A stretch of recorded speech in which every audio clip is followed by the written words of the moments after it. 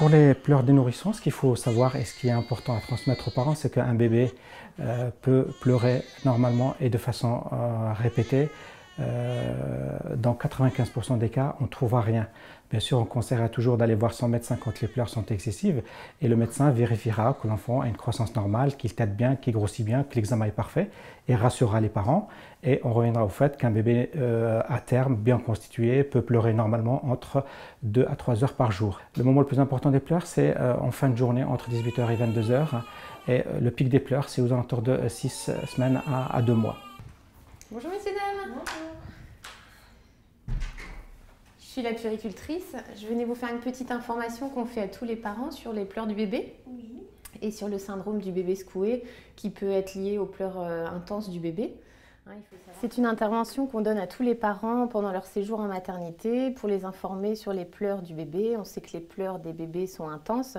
Entre 4 et 8 semaines, ils sont vraiment très importants. Et on sait que c'est dans ces cas-là que les parents, face à ces pleurs intenses, peuvent être débordés émotionnellement. Du coup, ils peuvent ressentir de la colère, de l'impuissance, de l'impatience, de l'agacement. Et c'est ce sentiment, ce débordement d'émotions qui peut les entraîner à commettre un geste regrettable à vie.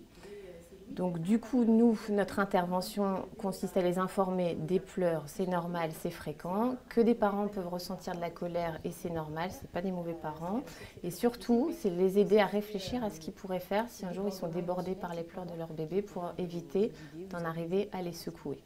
D'accord? Donc je vous laisse 5 minutes, ces petites fiches je vous les laisse. Du coup, on invite les parents à réfléchir entre eux, on revient au bout de 5 minutes, on en rediscute. Ça va, vous avez réussi à... Merci monsieur. Alors donc papa, vous avez pensé bercer Louis, le mettre en contact peau à peau pour l'apaiser, c'est ça? On voit un petit peu les actions qu'ils ont jugées utiles de mettre en place à ce moment-là pour éviter d'en arriver à secouer leur bébé. Et si ce n'est pas venu d'eux-mêmes, on les encourage dans ce cas-là à poser leur bébé en sécurité dans son berceau. On leur dit que leur bébé ne risque rien et que limite que c'est plus sûr pour ce bébé d'être seul dans son berceau plutôt que dans les bras d'un parent qui pourrait être débordé émotionnellement.